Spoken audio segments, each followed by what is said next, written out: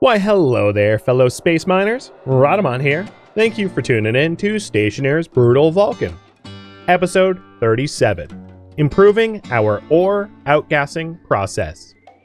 Before I get into my current priority, there's a few things I wanted to say. One, what very slowly crept up on me, and likely one of the reasons why we had to expand the solar array, was that Vulcan has seasons, and we're heading into a Vulcan winter. Now, for whatever reason, Vulcan winters have a much shorter day period, but are also very hot during the day. So, brief hot periods, long dark periods, meaning solar power not so good. Not so good. So the issue that we're going to be facing almost immediately is power shortage problems, because adding more solar when you have less solar light coming in is not a solution. So I'm going to be fixing the arc furnace setup before I work on anything else, but I wanted you guys to decide on the potential power projects that I'm going to undertake afterwards to address the power generation issues that we have. So we have more than 4 choices, but I'm going to essentially highlight 4 choices. Because some of the other choices aren't very good. Obviously, solar's out. There's no point in adding more solar if solar's not working. And then turbine generators suck in-game. They're really finicky. There's kind of no point. So there's 4 options. And I'm going to display them on the screen, but I don't actually want you to vote for them, so I'm going to close the poll immediately. That's weird. I can't move it when I'm closing the poll. All right, let me try that again. There we go. So you can see the 4 options, but I'm not actually taking votes on it right now. So 4 options, and I want to talk about it before we get going. Option number 1, a solid fuel generator. That means essentially burning hydrocarbons. It is by far the easiest to set up. I install the solid fuel generator, I power it to the battery's intake, and I shove coal into it, or hydrocarbons, whatever you want to call it. The downside, of course, is it needs to be fed hydrocarbons. I can make up for that by getting sensor glasses to be able to find coal easier or something akin to that.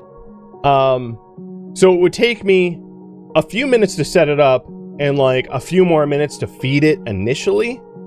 And the solid fuel generator is really good at keeping power levels above a certain minimum, right? So if power levels go too low, you can just slap some coal in and solve your issue temporarily. It's a good temporary fix.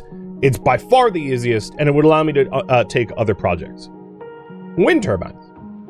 So wind on Vulcan is not terrible. It's about 150 watts per turbine, tall turbine.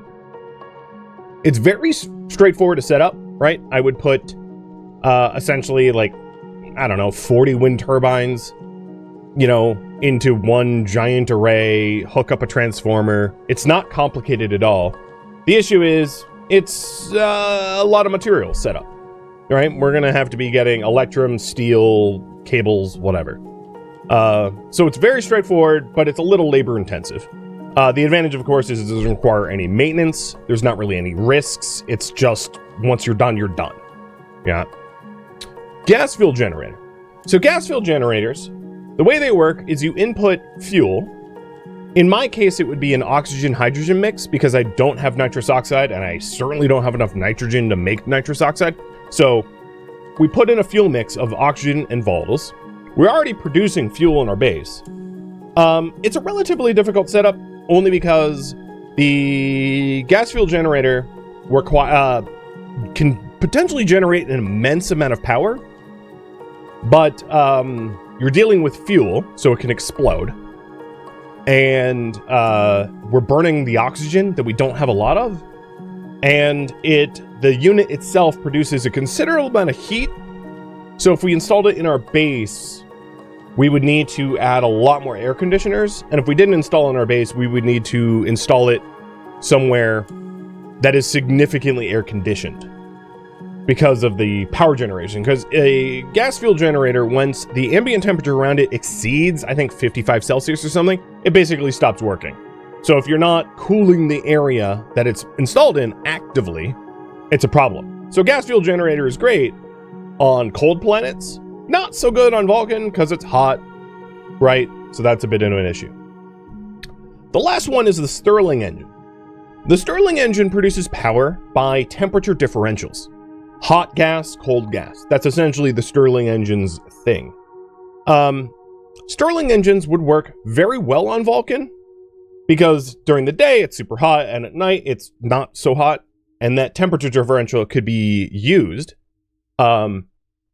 The issue with Stirling engines is, yes, there's an explosion risk, so we probably don't want it in our base because Stirling engines can explode when they exceed certain tolerances.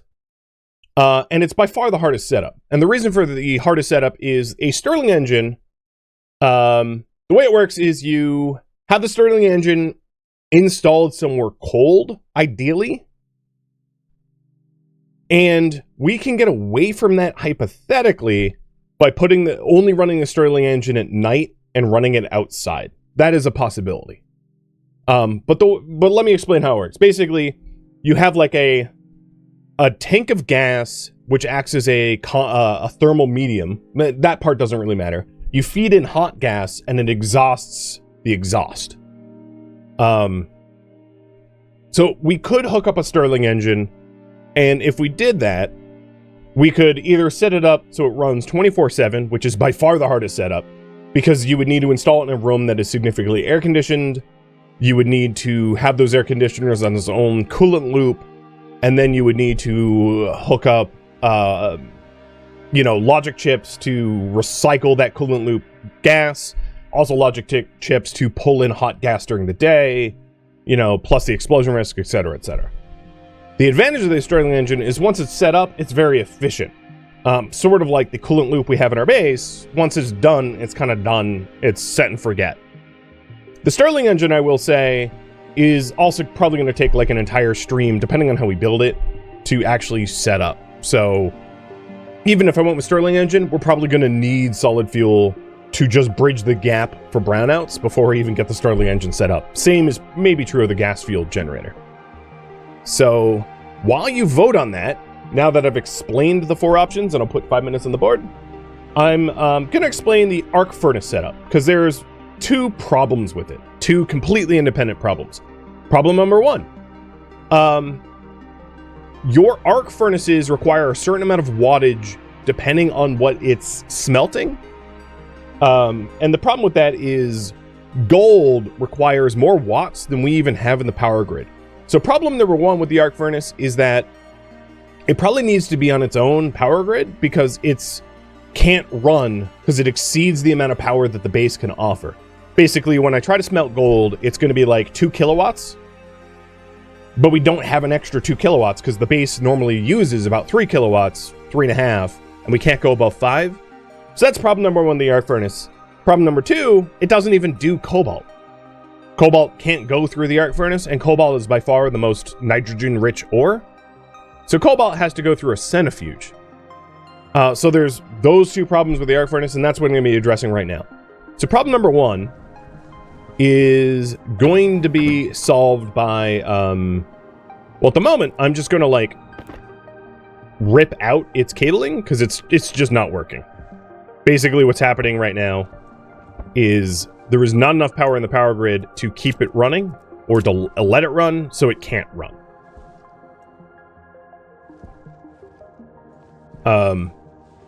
Yeah, and obviously there's no point in having it run if it won't work. Okay. Doing some basic maintenance. Oxygen filter is very low, but the alarm will sound when it is out. And then the carbon dioxide is raising. One thing I did notice is that the amount of water that we have potentially available for the plants is also rather low. So that's another thing I'm going to need to solve. So the plan for the arc furnace setup... Ooh. I am going to create a big mess here. So mind me for a second. I want to pull out all of the cobalt out of it. I'm going to need to change fundamentally how this room is set up for us to repair this system.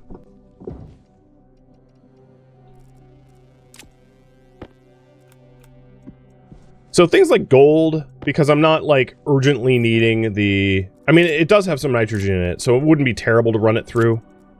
But I could alternatively just put the gold through the regular furnace. That's always an option.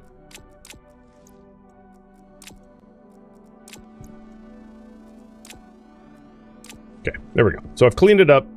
Looks like I have enough room to even have everything, all the ores in my ore belt, which is great. So the plan for this room is to put a centrifuge in it as well, and have the centrifuge be manual and the arc furnace be sort of automatic, and it be both on its own separate grid, essentially. And that's like easier said than done. It's going to require a little bit of setup, but it's one of these situations where it's like, I need to do it if it's ever going to work. There's no point in building a system if it functionally doesn't work. So it's time to address it and fix it. And for that, I need to basically break it down. I'm going to need to make the room larger to accommodate a centrifuge. And the first thing I interact with in the door here should be the centrifuge, because the arc furnace can be in the back or whatever, but I'd like the area walkable.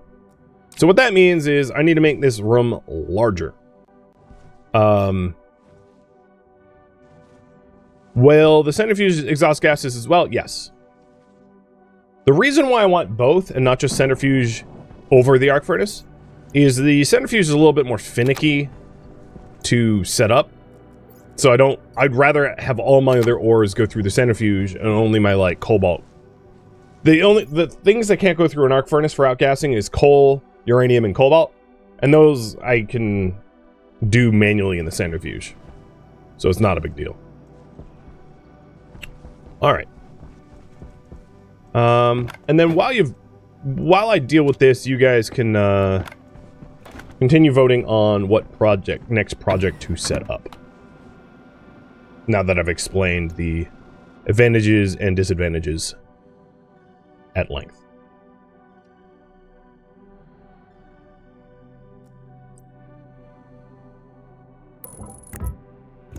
I was wondering if I'd be allowed to do this, and apparently I am. That is awesome. So I'm obviously just displacing the gas in the room, or there's no gas, but it's going to allow me to expand it. Perfect.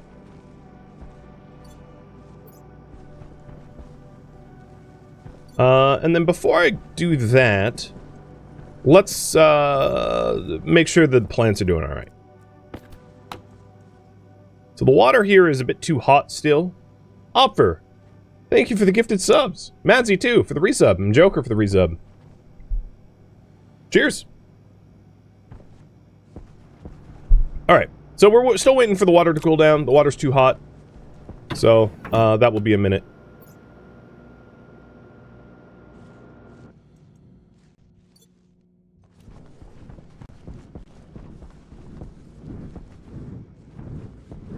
And I can turn this off. So I think what I'll do is I'll build this room into a 4x4.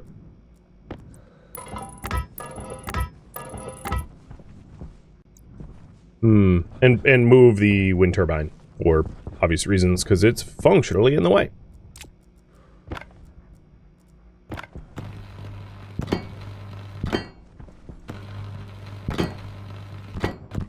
So a little 2x2 is going to allow me to expand the room so I can move around in it. It won't be as annoying, etc., etc. Oh, I should probably not have that in my hands. There we go. So I'm obviously going to need to print up some more flat walls, but we'll fix this setup and then put it on its own grid, and it will be like not a problem going forward, which would be great.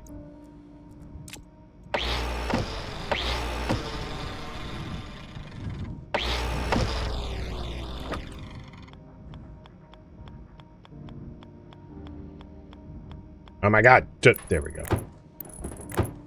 I hate when it's like, let me rotate through all the potential orientations that don't matter to you.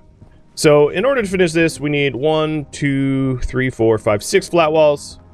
And then I can remove that, that there. It also might be good for me to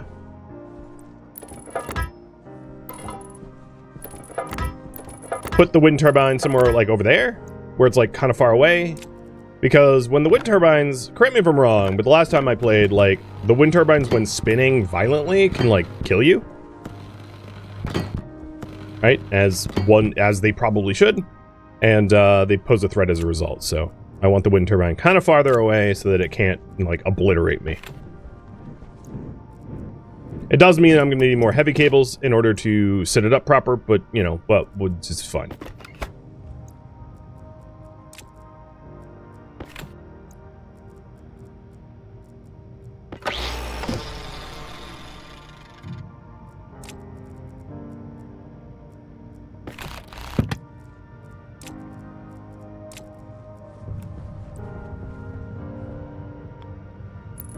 So I'll put a wind turbine there.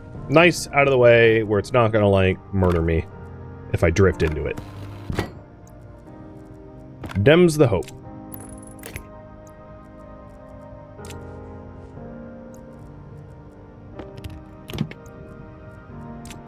And all we really need for that now is, cables, right? Like, heavy cables to run this back to the heavy grid. Also, it's 850 degrees out right now, and it's only going to get hotter because, you know, Vulcan winter likes to cook me. So let's get inside. I may want to consider, at some point, trying to upgrade my suit. But if you guys want me to make a Stirling generator, that's not likely to be anytime soon. I'll be blunt. Alright, so heavy cables, and I'll just, the rest of the gold I have, I'll just do that. Make heavy cables for all of it. Okay, hydration critical. Let's hydrate. And then get that wind turbine set back up, and then put the walls in for the gas capture room.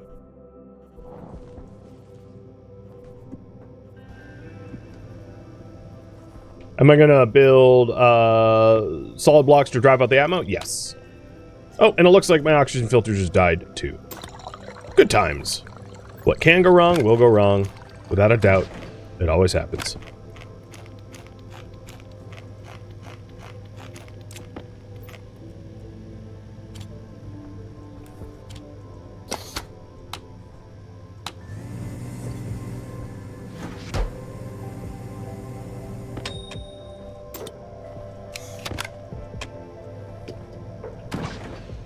Okay. New potato, new hydration. We're good to go.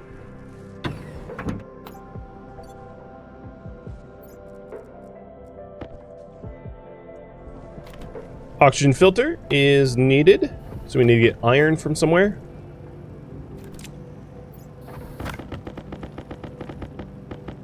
Looks like we have like 6 more cables to print up. Yep, 1%. 0%. 0%, my favorite percent.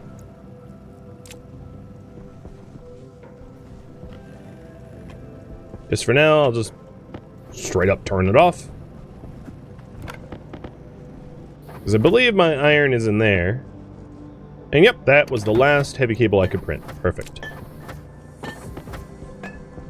Now, I know I'm also going to need to print up area power controller if we're going to separate out the arc furnace from everything else, but one problem at a time, you know?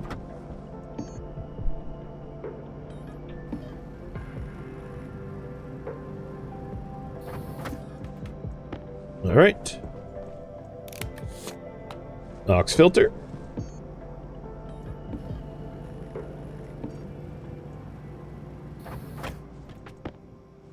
And carbon, oops, where am I?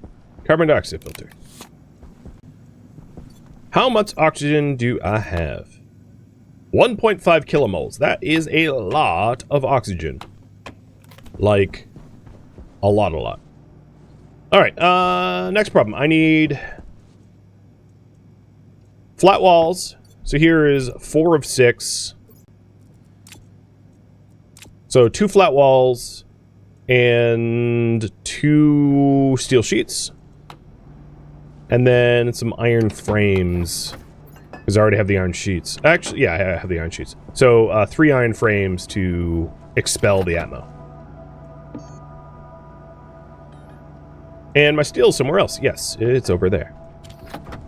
Let me just go steal that. Sorry, not sorry.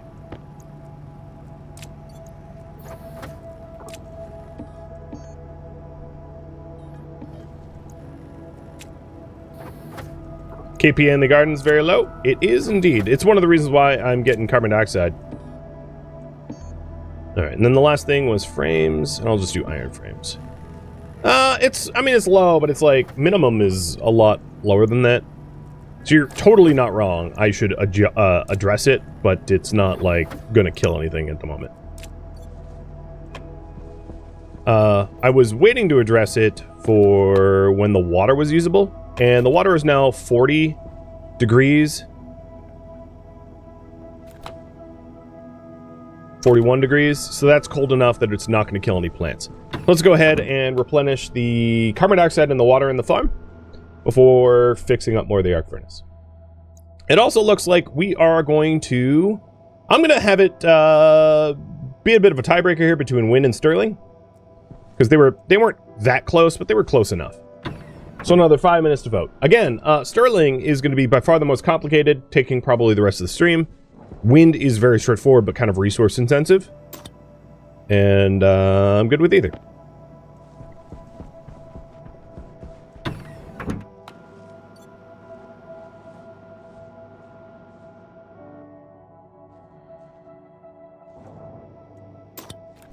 Alright, plants now have plenty of water left. And I'm flushing in new carbon dioxide. Also looks like the soybeans are... Yeah, let's make some... You know what? I really don't have any room in my bags. So... the wheat and the soy is ready to be harvested. I'm just gonna have to come back for that, because my inventory is completely full.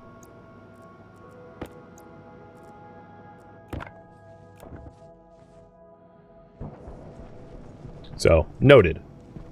We'll have to do.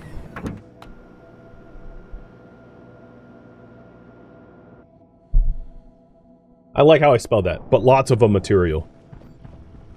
Yes. Perfect English.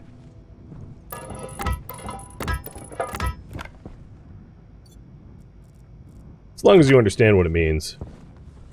Good enough.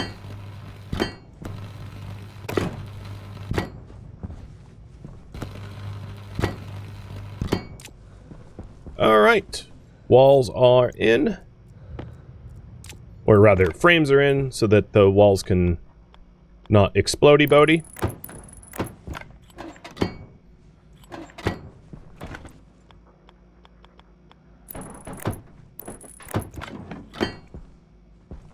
Hope I don't need more than 24 cables. I mean, I could just furnace up the gold.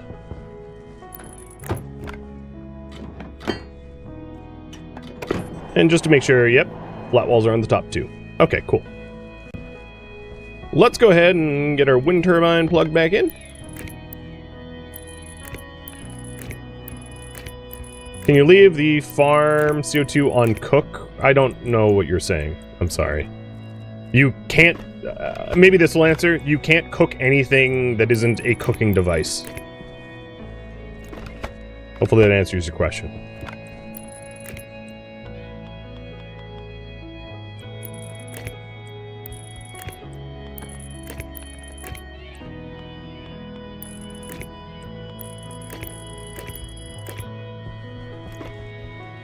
Alright. Wind turbine's back on. It's not moving much, but, you know, whatever, it's working. Alright. So now we can get into our furnace and centrifuge room. Let me just toss these filters into the nether. Bloop.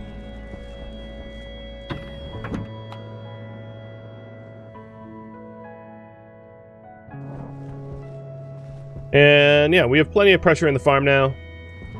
So that's good. I'm going to release the water that's stuck in the farm filler. At some point I can engineer a better solution. And for that, it looks like I need insulated pipes. So get one of them.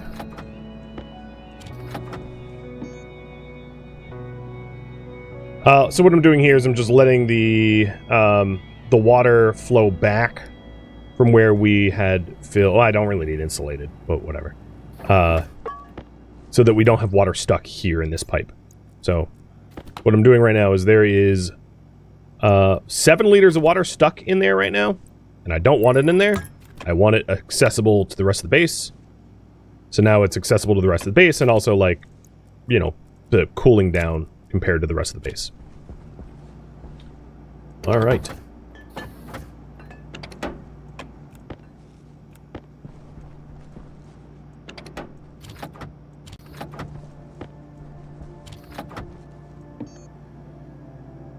So, centrifuge.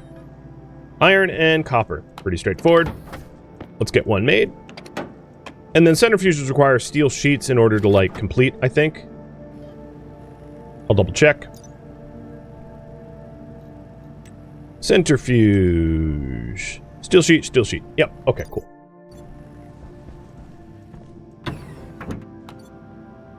Yeah, the CO2 is still running the farm, I know. Y'all, I mean, I have the whole, like, no backseating for a reason. I left it on because it doesn't matter. There's zero threat. There's nothing that can go wrong there. Active vents can't pressurize above 100 kPa. So... And it's not quite there yet, because I haven't even filtered enough CO2. Yeah, it's no problem.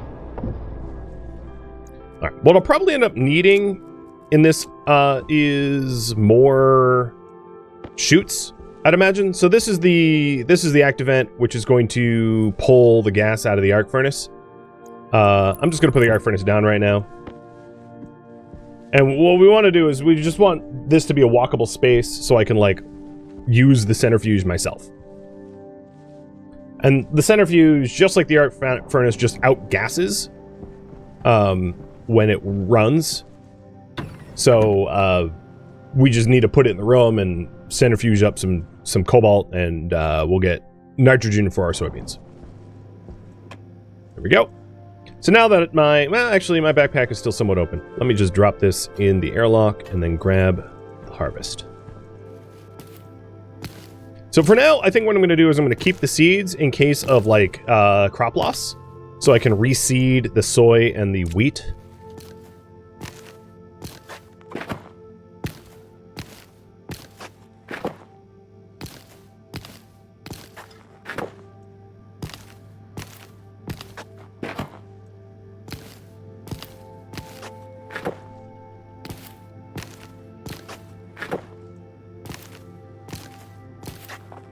So we got 14 of them. And we'll do the same for the wheat. Seed stay. And seed storage or something.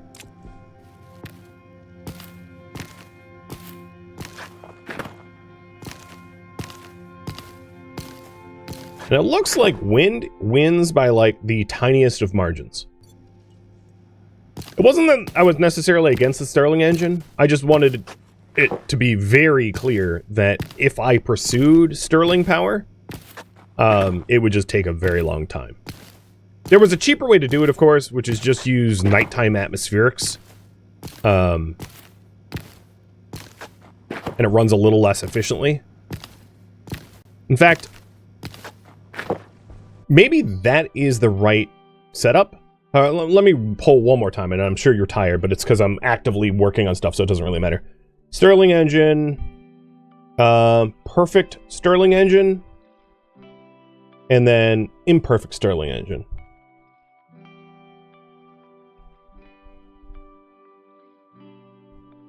So, the difference between these two, and I'm not going to type it all out, is the perfect Stirling engine is, like, in a contained, confined space where we, like, temperature control it. The imperfect Stirling engine is, like, we huck it outside and let it run at night when the ambient temperature is low enough for it to actually work. The imperfect Stirling engine is a much easier setup than the perfect one. If it's worth... yeah, I figured that's worth noting.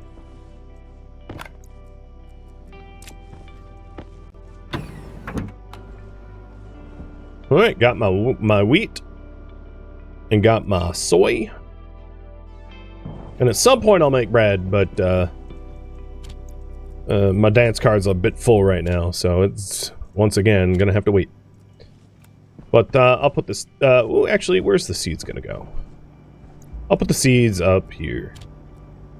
Soy and wheat seeds. Do I have soy and wheat seeds over here? Ferns.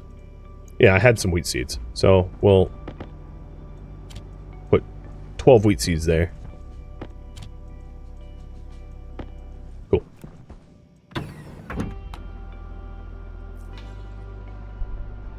Cheers.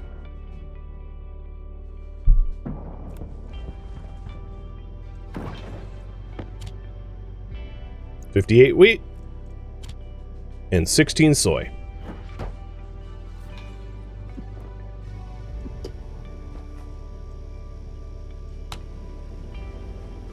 I'm also adding oxygen to the room. Pressure was rather low in this room.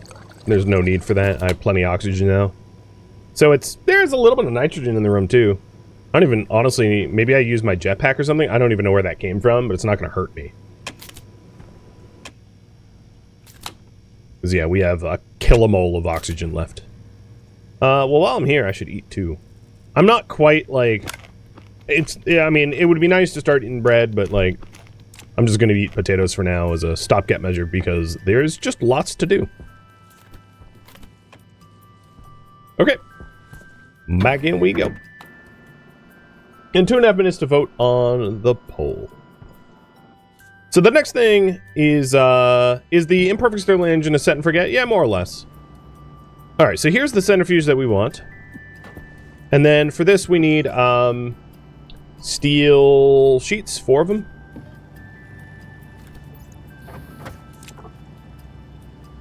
Lemonade, thank you for the resub.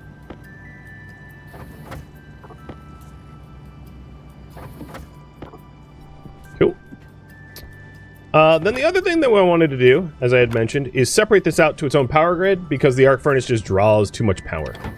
So let's pull the materials out and build an area power controller and probably a large battery, just because that's like a smart thing to do. So area power controller is going to need solder.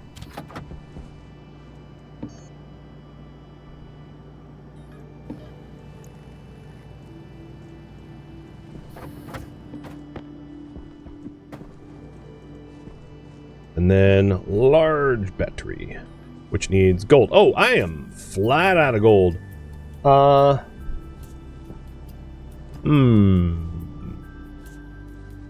now, because the way to get gold would be to run it through my arc furnace, I'll just use a small battery on this. Not a big deal. What's on the other side of this wall? Before I, like, put an area power controller here, that is 2 walls that way from the airlock. Because I might want to reverse the wall so I can actually see the cabling, but I don't want to just, like, crowbar it and kill myself. There's a wall on both sides. So it's double layered. Okay, that's good. Glad I checked, just in case.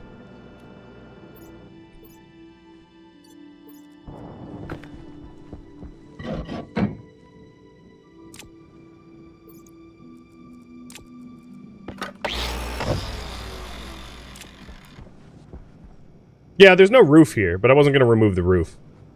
The frame on the top.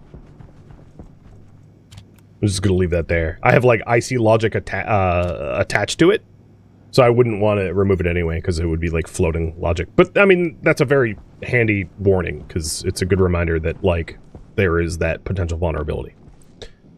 Alright, area power controller.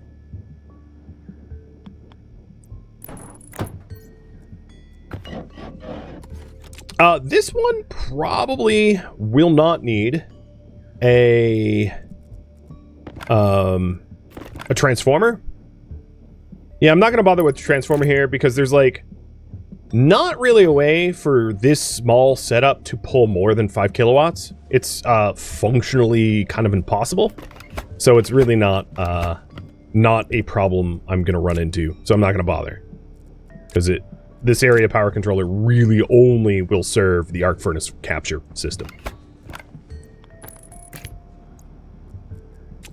Which means we need to pull power, heavy watt power, into this thing from somewhere else, and then separate that IC logic that's up top.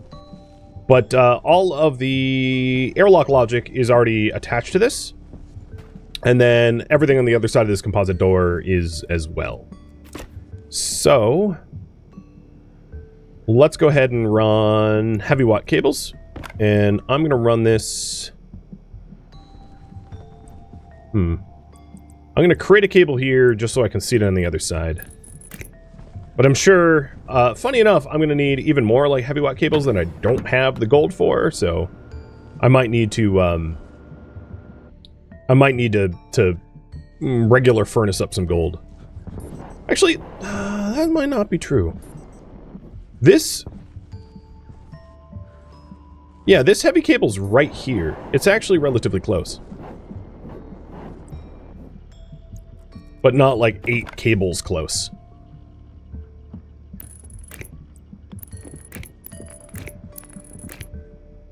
Just like a tiny bit of gold required. Apparently that corner is not valid. Okay. Well, the sun's coming up, so we'll just furnace up some. A little bit of waste of so gold. The reason why we're trying to arc furnace it is gold ore outgasses nitrogen, but like not a whole lot of it that I'll care. Once we have this set up, I'll be able to get the cobalt in mass. And then that's like just not a problem that we'll be facing anymore. Alright. So I'll just do a 50 gold, and the rest of it will go through the arc furnace, as per usual. As somewhat of a test. So, maybe I can get it here. And it looks like we're going to do the imperfect Stirling engine. Got it.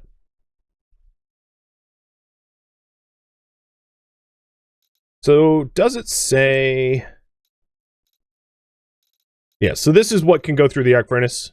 Biomass uses the most power going through the arc furnace. But I'm not going to be putting biomass through it. And gold is the second most, and it's like a 2 kilowatts to smelt gold. Which is why my arc furnace setup was like failing as hard as it was.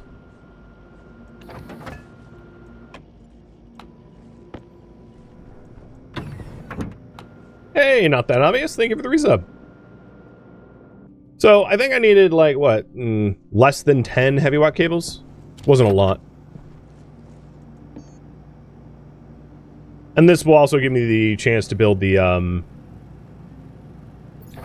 a large battery too.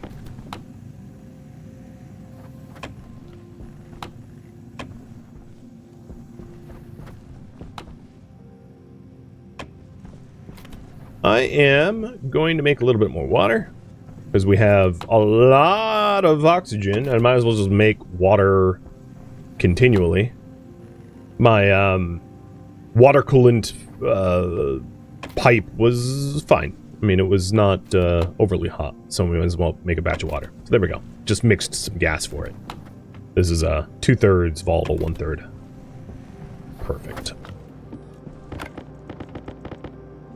All right, there's 10 cables and the large battery for the area power controller. And that's just the large batteries. Just as a reminder, are like brownout protecting, because the battery, if cables burn out or something like that, the batteries will power everything downstream, which can allow us to like cycle airlocks even when we don't have running power, you know, situations like that. All right, now that that's done, let's get the heavy watt cables hooked up, and then separate out the arc furnace logic, because the arc furnace logic's on the wrong network now.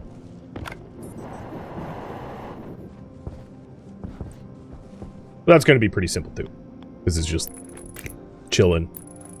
Alright, so there we go. That's all that was needed for the area power. And then this is the arc furnace logic. And this here is the storm. And that's it. That's all I really needed to do. Now I can just run a cable down like this, and I'll just pick it up from inside. So I can hook up the arc furnace logic again once the arc furnace is actually installed. Alright, I gotta get inside quickly. It's 1,000 degrees Celsius outside, and my waste tank is 95%. or so. It's not happy. My oxygen's low. Basically, super hot outside makes it so that unless I get a better suit, I like blow through my I blow through everything really, really fast. Thank you for tuning in to Stationeers Brutal Vulcan, which originally streamed live on Twitch. If you have any questions for me, let me know in the comments below. If you would like to catch a live stream of mine, Rhydamant.com has my stream schedule and countdown timers to upcoming streams. If you'd like to join my online gaming community on Discord, Rhydamant.com has a link to it, as does the description of this video. Thank you so very much for watching. Special thank you to my Twitch subscribers, Patreon patrons, and viewers like you that support the channel and made it all the way to the credits. Thank you so very much. I hope to catch you next episode or an upcoming stream. Farewell, my fellow Vulcanites.